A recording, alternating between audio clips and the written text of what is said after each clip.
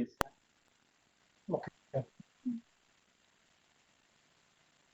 और lay off की वजह से 30,000 करोड़ का लॉस हुआ है उनको मंडे को, 12,000 एम्प्लॉय का ले ऑफ करने। ओके। यस भाई, चलिए सब कुछ सर वो इसका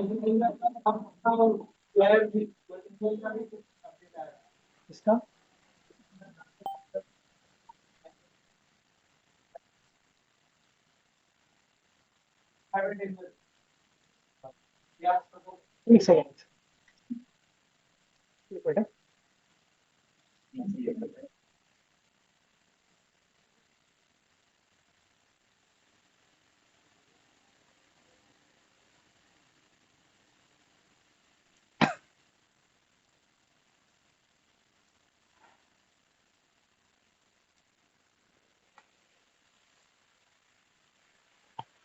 2 मिनट देख लो, न्यूज़ देख लो 2 मिनट।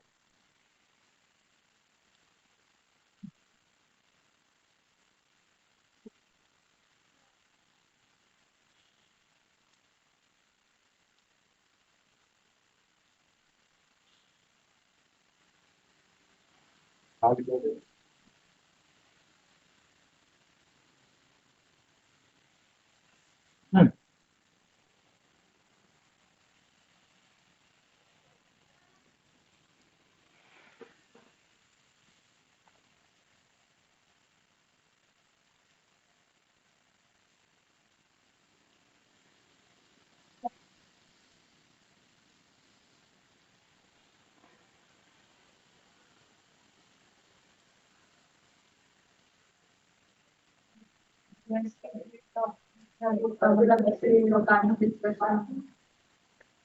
यूएस और इंडिया ट्रेड टॉक्स की आज कुछ थी ना, उससे रिलेटेड न्यूज़ क्या था, कुछ उन्होंने टैरिफ्स को वापस लेने का बोल रहे हैं ना वो लोग, शायद किसी पर्टिकुलर गुड्स पे लगे। मैंने आज न्यूज़ पेपर पढ़ा नहीं है, सही बात तो ये। आप लोगों को उसमें देखो, किसी ने पढ़ी वाली न्यूज़? टैरिफ्स को लेकर के कुछ एक्सप्लेनेशन दिया उन लोगों ने, कुछ पर्टिकुलर गुड्स के ऊपर या कुछ इम्पोर्ट्स के ऊपर टैरिफ्स लगाए थे, उसको वापस लेने की बात।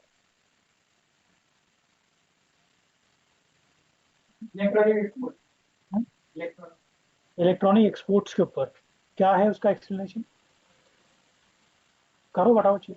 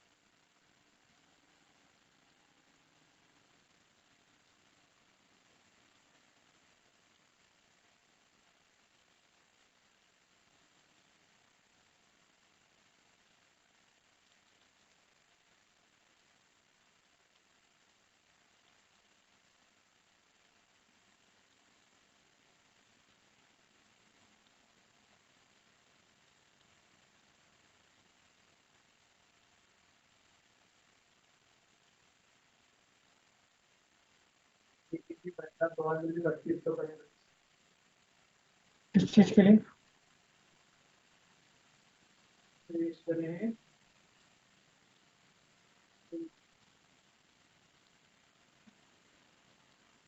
किस चीज के लिए?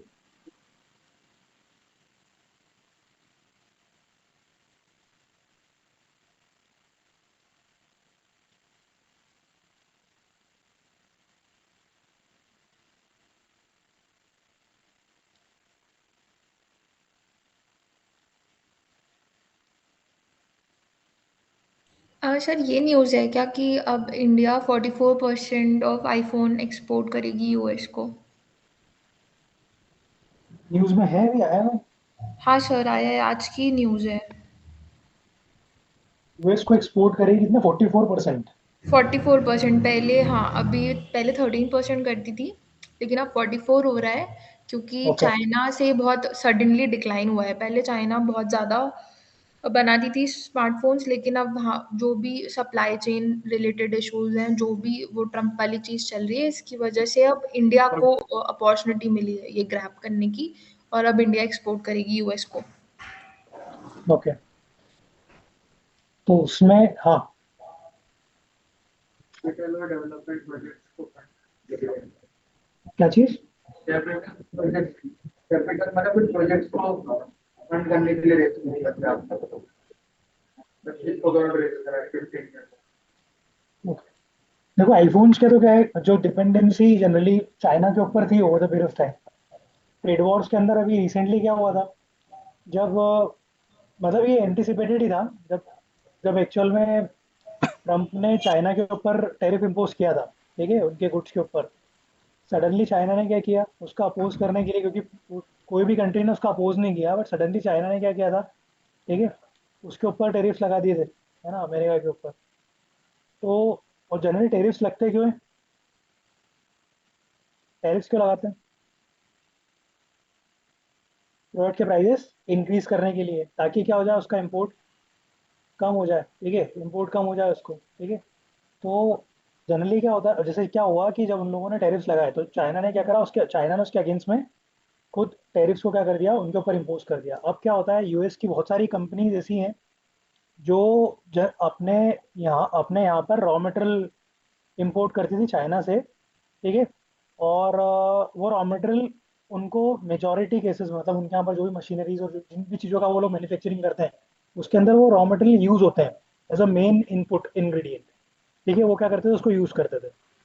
अब उन कंपनीज का जब प्रेशर बनाया गया ट्रम्प के ऊपर, जब प्रेशराइज किया गया उस चीज़ को लेकर के, या उन लोगों ने जब अपने बात रखी होगी ट्रम्प के सामने, कंपनीज के ऑनर्स ने और जो भी लोग थे, जो भी उनके मैनेजमेंट में होंगे, उन लोगों ने बात रखी होगी ट्रम्प के सामने, ठीक है।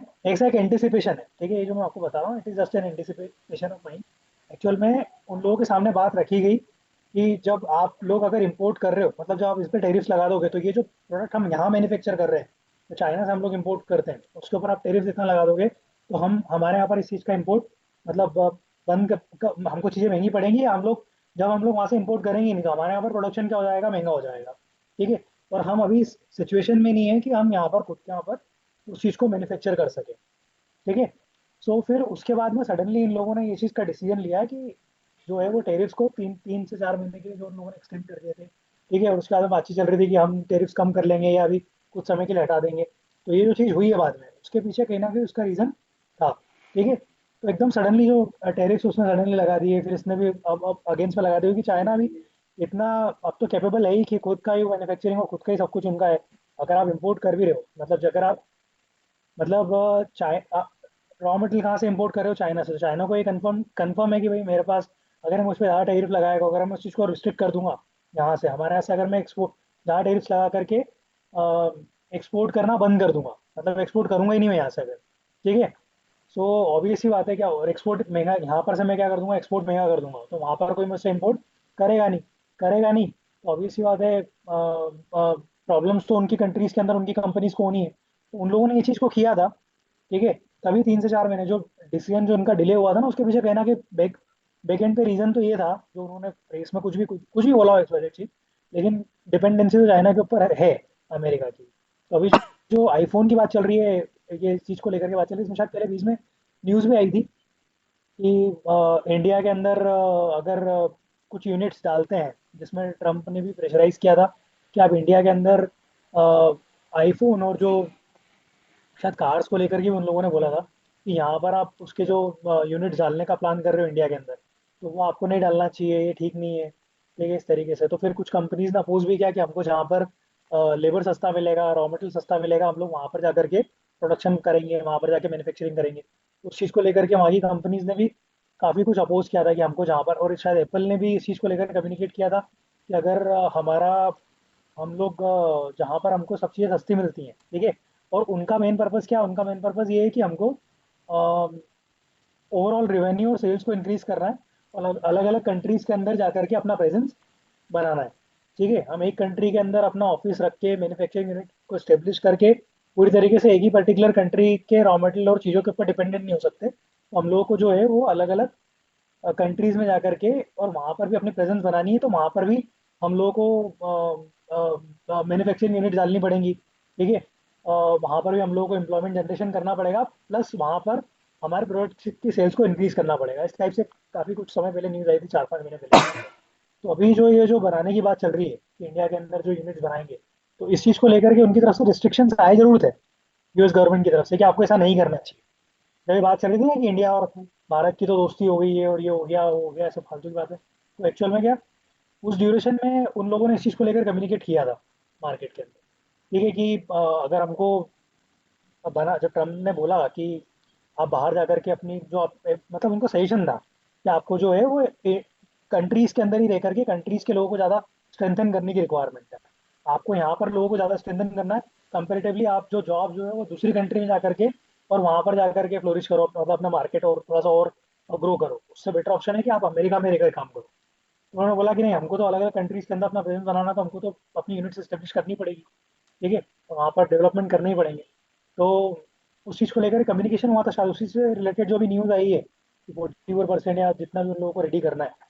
तो एक बार लिंक बनानी पड़ेगी, मैं आपको कल कल आज तो उसके रीड नहीं किया हुआ है मैंने भी। कुछ न्यूज़ मिल जाएंगी, बट जो आज डिस्कस होगा मैं कल आपको एक्सप्लेन करूंगा कि एक्चुअल में क्या रीज़न है इसके पीछे, ठीक है। सो ये हुआ है एक्चुअल। पहले ये हुआ था कि उन लोगों ने प्रेशराइज किया, डायरेक्टली इनडायरेक्टली प्रेशराइज किया था उस चीज़ को लेकर के कि नहीं नहीं आप यहाँ मत बनाओ, आप तो अमेरिका में रेडी करो। बट कंपनी ने उसका अपोज किया है कि ग्रोथ के लिए आपको अलग अलग कंट्रीज के अंदर जाकर के अपनी यूनिट्स भी बनानी पड़ेगी, मैन्युफैक्चरिंग भी करना पड़ेगा, ठीक है, उसका एडवांटेज भी मिलना है। ठीक है, कंपनी की ग्रोथ अगर रेवेन्यू बढ़ाना है तो उनको सब चीज़ करनी पड़ेगी। इसी को लेकर कम्युनिकेशन हुआ था। उसके अलावा कुछ है क्या इसके अंदर? इसका कल देखते हैं, क्योंकि अभी ये एप्पल अगर कर रहा है सब जगह पे, तो उसके बेनिफिट्स मिलना है आगे चल करके। हम्म, कोई न्यूज़ देखो उसमें क्या चीज़ है। ये तो यूएस चाहता है कि वो उसके डेयरी और फार्म प्रोडक्ट को इंडिया में एक्सपोर्ट करे, हम्म, बट इंडिया उसको अपोज कर रहा है क्योंकि ड्यू टू लोकल फार्मर्स की वजह से। हम्म, और वहाँ की जो काउज होती है वो नॉन वेजिटेरियन होती है, ये भी एक फैक्टर है। हम्म, और स्टील और एल्यूमिनियम पे बात चल रही है कि यूएस चाहता है कि वो सबसे ज्यादा स्टील एंड एल्यूमिनियम इंडिया को एक्सपोर्ट करे, ओके, और टैक्स की वजह से वो नहीं कर पा रहा है। इंडिया उस डील के लिए भी एग्री नहीं है। अगर वो रिड्यूस करेंगे टैक्स तो फिर हम इंपोर्ट कर लेंगे। ओके। ये कुछ चल रहे हैं। और ईवी सेक्टर का भी यूएस लाइक चाहता है कि वो इंडिया में डेवलप करे, पर इंडिया भी उस स्टेज पे नहीं है कि वो ईवी इंडस्ट्री को अडॉप्ट कर ले इतनी जल्दी। हम्म। तो इसलिए इंडिया ईवी का भी इसका अपोज कहीं कर। ना कहीं इसके पीछे रीजन ये भी देखो क्या होता है इंडिया के अंदर, अगर आप देखोगे तो ऑटोमोबाइल के अंदर सबसे बड़ी कंपनी कौन सी है? मारुति, ठीक है। लेकिन मारुति ने अगर आप देखोगे तो मारुति ने अभी तक अपने इलेक्ट्रॉनिक व्हीकल्स में कोई लॉन्च मेरे हिसाब से तो अभी तक नहीं किया। उसके पीछे मेन रीजन क्या हो सकता है? तो मेन रीजन ये है कि अगर ईवी लेकर के मारुति आता है, ठीक है, सो उसका प्रोडक्शन जो है वो इतना बल्क में प्रोडक्शन है कि उसको ओवरऑल जो कॉस्टिंग है, जो रॉ मटेरियल जो सब चीज़ें होती हैं, जो कॉस्टिंग होती है, वो ओवरऑल क्या हो जाएगी, पर यूनिट कॉस्टिंग क्या लगेगी, कम लगेगी। कम लगेगी तो ऑब्वियसली बात है मार्केट में जब परचेसिंग होना स्टार्ट होगी तो मारुति की परचेसिंग होना बहुत तेजी से स्टार्ट हो जाएगी।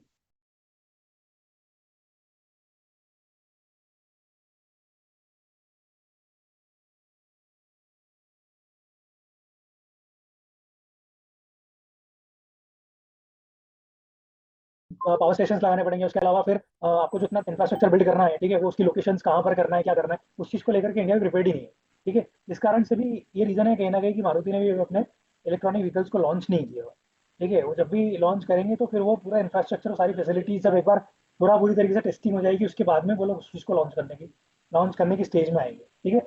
वही चीज़ है इसके अंदर भी, वही प्रोसेस से रिलेटेड ही है, क्या है, इलेक्ट्रॉनिक व्हीकल्स को लेकर के जो बोला उन्होंने। और उसके पहला वाला क्या बताया?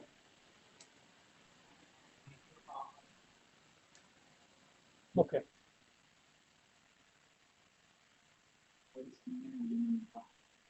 यहाँ पर एक्सपोर्ट करना है ना उन लोगों को।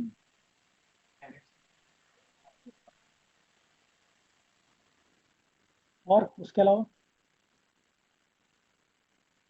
कोई न्यूज़ ऑनलाइन में?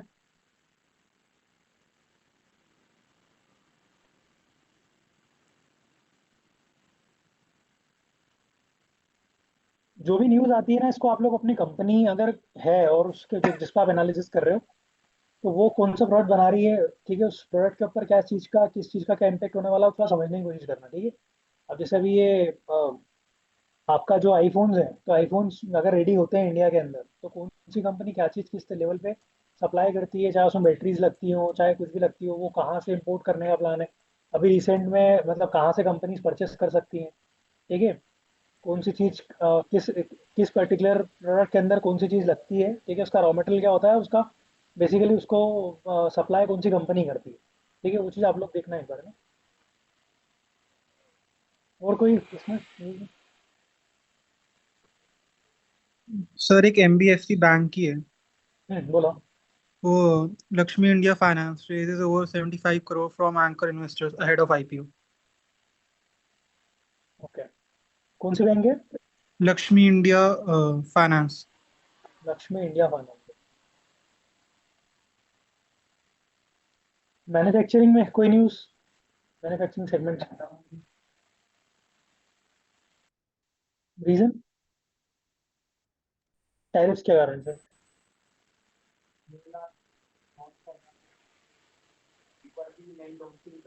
ओके ओके, शेयर प्राइसेस गिरा है टाटा मोटर्स का ना 42% के आसपास, मतलब कितना, 400 450 रुपये हो गया क्या है? है? अच्छा, फ्रॉम पीक ना, वो तो over the period of time का डिक्लाइन है ना, सडनली थोड़ी डिक्लाइन हुआ है। मतलब 42% पीक से गिरा हुआ तो भी कितना, 600 रुपये के आसपास होगा, साढ़े 700 के आसपास ही तो मूव कर रहा है। रीजन, रीजन, वो मार्केट कपलिंग ओके, आईईडी है, इंडियन इलेक्ट्रिसिटी, ये सब कुछ। सर एक और है, इंडिया की जो सेकंड लार्जेस्ट रिफाइनरी है नायरा रिफाइनरी, उस पे यूरोपियन यूनियन ने टैरिफ लगा दी, मतलब बैन कर दिया उसे। ओके, उसका तो क्या क्या रीजन रहा उसके पीछे? रीजन इनका कि उसकी ओनरशिप 49% रशिया की ऑयल कंपनी, इस Okay. वजह से उसको बैन कर दिया। और नायरा शायद से 51% रिलायंस का पार्ट, नायरा। हाँ, नायरा, इंडियन एनर्जी एक्सचेंज का ऑफिस बता क्या न्यूज़ थी वो? 30% उसका मार्केट कपलिंग की वजह से डाउन हो गया था। ओके, आईईएक्स की मोनोपोली चलती थी पहले इंडिया में, पर वो एक ऑथोर रेगुलेटरी होते हैं उनके भी एनर्जी एक्सचेंज के, उनने मार्केट कपलिंग कर दी थी, मतलब जो भी दूसरे 2-3 और थे बड़े कॉम्पिटिटर उसके, उन सबको एक कर दिया था, मतलब अब उसकी मोनोपोली खत्म कर दी, उसकी वजह से उसका शेयर प्राइस एक ही दिन में 30% डाउन चले गया था। Okay, same.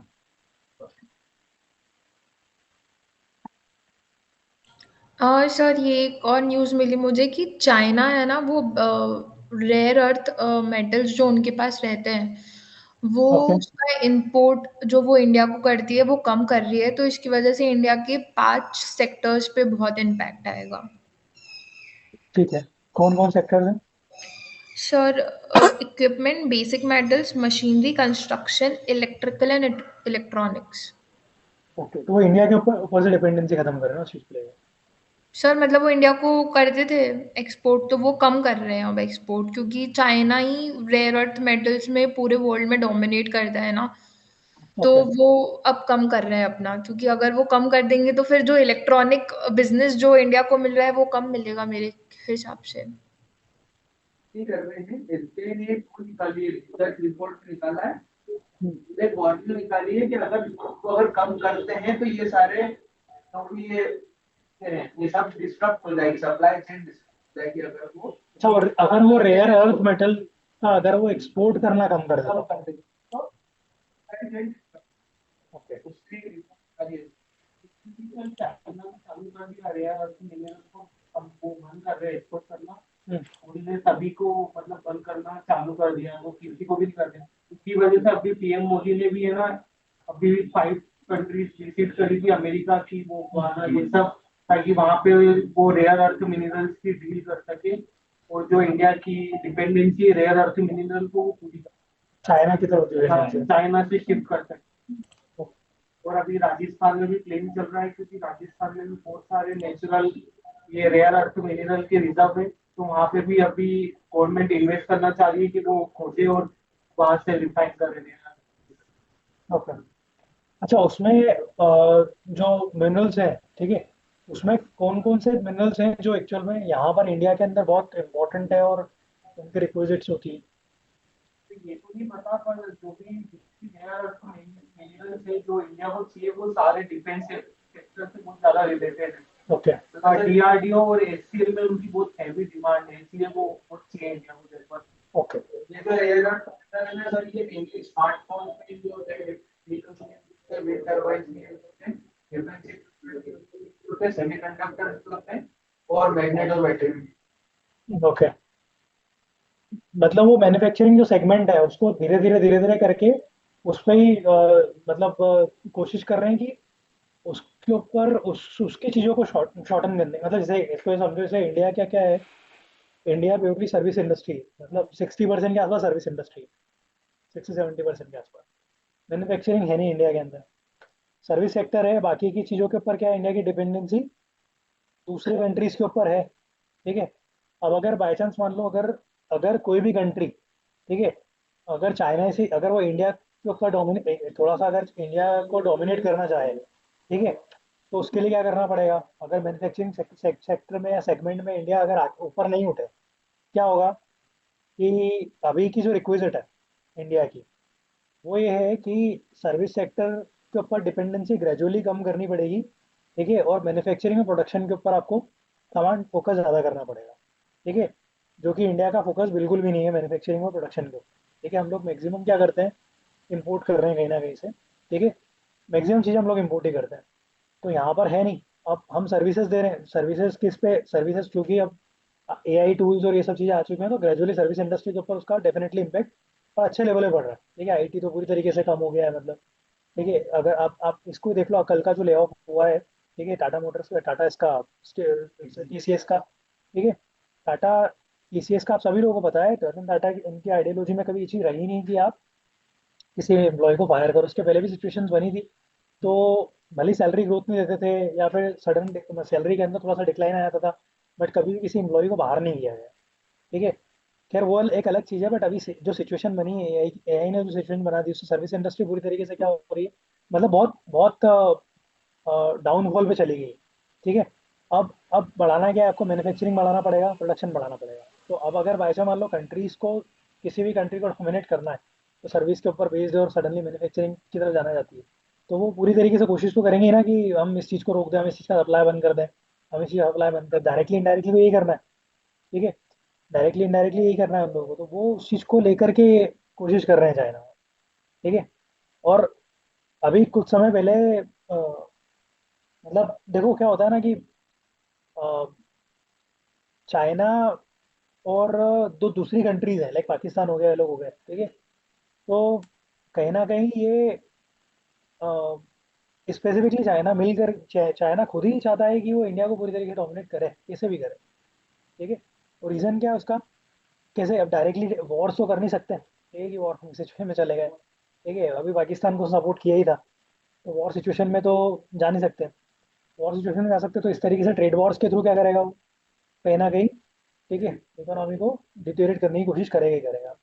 और अब इंडिया का ये है कि अब इंडिया, अभी जो मोदी जी का जो बोल रहे हैं कि दूसरी कंट्रीज में जाकर के और मिनरल्स और ये सब चीज़ों को लेकर के जो दूसरे जो इंपॉर्टेंट चीज़ें उसके लिए इम्पोर्ट के लिए बात कर रहे हैं, उसके पीछे कहीं ना कहीं यहाँ पर रीज़न वही है कि यहाँ की मैन्युफैक्चरिंग और प्रोडक्शन को थोड़ा सा इंक्रीज किया जाए, ठीक है। और खैर वो इतनी जल्दी पॉसिबल नहीं है, इंडिया ऐसी कंट्री के अंदर तो इतनी जल्दी अभी फिलहाल की सिचुएशन में पॉसिबल नहीं है, बट ठीक है, हम लोगों की कोशिश चल रही है कि करें नहीं करें।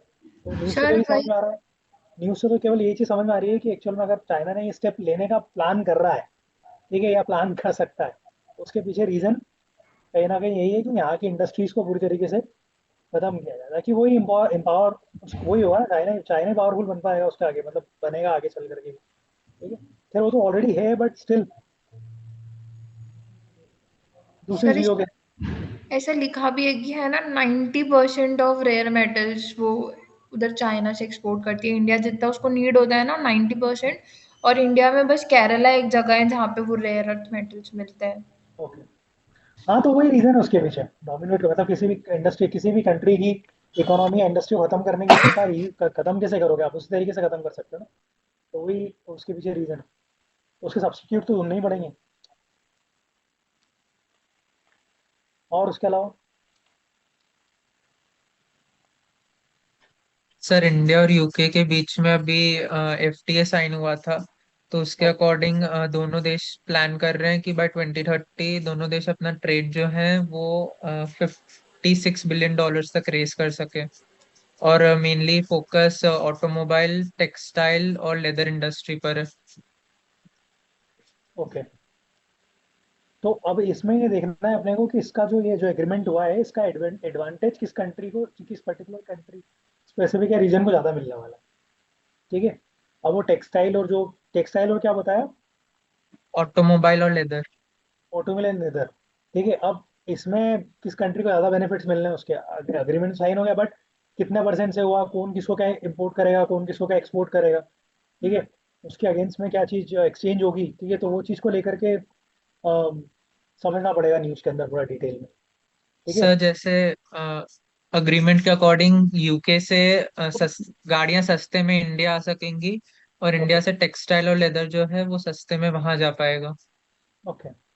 ठीक है। हम्म।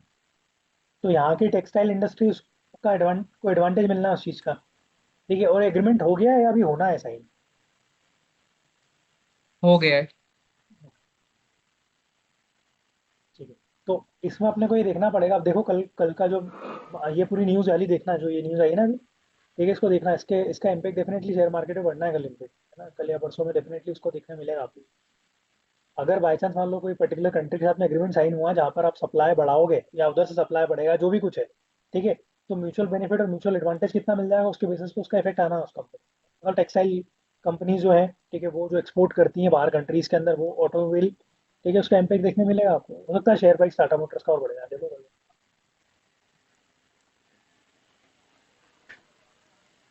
हम्म। देखो, इसमें आरबीआई ने अपने 2025 की जुलाई में बुलेटिन रिलीज कर, जिसमें उसने बताया कि इंडियन इकोनॉमी अभी स्टेबल है। पहले बहुत सारी ग्लोबल अनसर्टेनिटीज चल रही थी, यूएस चाइना का के बीच में ट्रेड टेंशन चल रहे हैं, और रशिया यूक्रेन वॉर चल रहा है, ऐसी बहुत सारी चीजें चल रही है। अपनी इंडियन इकोनॉमी स्टेबल है, लेकिन फिर भी आरबीआई ने कुछ रिस्क हाईलाइट करी है, जैसे एक्सपोर्ट स्लो डाउन हो सकता है क्योंकि अभी ग्लोबल डिमांड लो है, और प्राइवेट इन्वेस्टमेंट अभी कम ही रहेंगे क्योंकि ग्लोबल अनसर्टेनिटीज अभी बहुत सारी चल रही है, बहुत सारे विश्व वॉर्स वगैरह चल रहे हैं, और क्योंकि ग्लोबल इकोनॉमिक जो रिस्क है वो थोड़ी हाई है। ओके।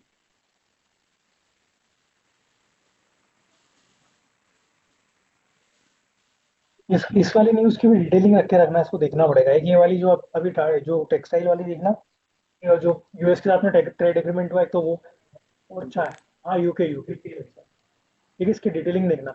मिनरल्स वाली जो न्यूज़ थी ना, चाइना वाली, उसके ऊपर डिटेलिंग देखना, क्योंकि ये सब चीज़ों का इम्पेक्ट पड़ेगा एनालिसिस के ऊपर, है ना। ट्रेड वॉर्स की सिचुएशन में कंपनी के वैल्यूएशंस पे क्या इफेक्ट आता है। अगर दो कंट्रीज के बीच में ट्रेड वॉर्स हो रहे हैं, ठीक है, तो उस टाइम पे, ट्रेड वॉर्स के टाइम पे, कंपनी के वैल्यूएशंस पे क्या इफेक्ट आता है, उसका वैल्यूएशन किस तरीके से किया जाता है। ठीक है। उसका एक डला हुआ है, अपने अपने ऑप्शंस का आर्टिकल डाला हम लोगों ने। आर्टिकल तो क्या, पूरा एक्सप्लेनेशन दिया हुआ है किस कैसे क्या वैल्यू करते हैं कंपनीज को, डिस्काउंट रेट्स पे क्या फर्क पड़ता है। बट अपने को एक चीज़ का अंडरस्टैंडिंग होना चाहिए, ठीक है, कि उसका इम्पेक्ट क्या पड़ता है, कंपनी के वैल्यूएशंस पे क्या इम्पेक्ट पड़ेगा, डिस्काउंट रेट्स कैसे बढ़ाओगे आप, वो चीज़ देखनी पड़ेगी आपको। तो आपको क्या करना है, अभी अपन वैसे भी इसको ऑल्टरनेट डेज रख रहे हैं ईटी को, है ना। खैर आज तो मैंने भी स्टडी नहीं किया हुआ है, रीड नहीं किया हुआ है, बट मैं the next to next day तो मैं मतलब करके बैठूंगा उसको पूरा की पूरा। आप लोगों की करना है, जो भी न्यूज़ आप पढ़ रहे हो, चाहे 2 न्यूज़ पढ़ो आप, ज़्यादा मत पढ़ो, 2 या 3 न्यूज़ भी होंगी ना, बट उसका डिटेल्ड डिस्क्रिप्शन होना चाहिए, A to Z। ठीक है, कि ये सिचुएशन कैसे बनी, क्या बनी, ठीक है, इसके पहले सिचुएशन पहले हुई है क्या, इस बारे में कुछ हुआ है क्या, ऐसा कुछ, ठीक है, और उसका इम्पेक्ट क्या पड़ने वाला आने वाले समय। तो थोड़ा सा इस चीज़ के ऊपर है ना, नेक्स्ट जो सेशन अपन लोग बैठेंगे, तो उस पर डिस्कस करके मैं मेरे लेवल पे जो मैं न्यूज़ लेकर के आऊँगा उसको तो मैं बता ही दूंगा आप लोगों को, बट आप लोग जो न्यूज़ पढ़ोगे तो उसके ऊपर इस चीज़ को लेकर के थोड़ा सा एक एनालिसिस करना कि उसका इम्पैक्ट क्या पड़ने वाला है इंडस्ट्री और इकोनॉमी के ऊपर। ठीक है, समझ में आया? तो हम लोग थोड़ा सा प्रिपेयर हो पाए। और जो भी न्यूज़ डिस्कस कर रहे हो ना उसको केवल डिस्कस मत करना, इसको नोट डाउन भी करते आना ही चाहिए, कॉपी पेस्ट कर लेना, जो भी रख लेना जहाँ पर भी, तो ये लाइब्रेरी बन जाएगी आप। ठीक है, तो अपन लोग है ना परसों बैठेंगे पूरा पेपर और कोशिश कर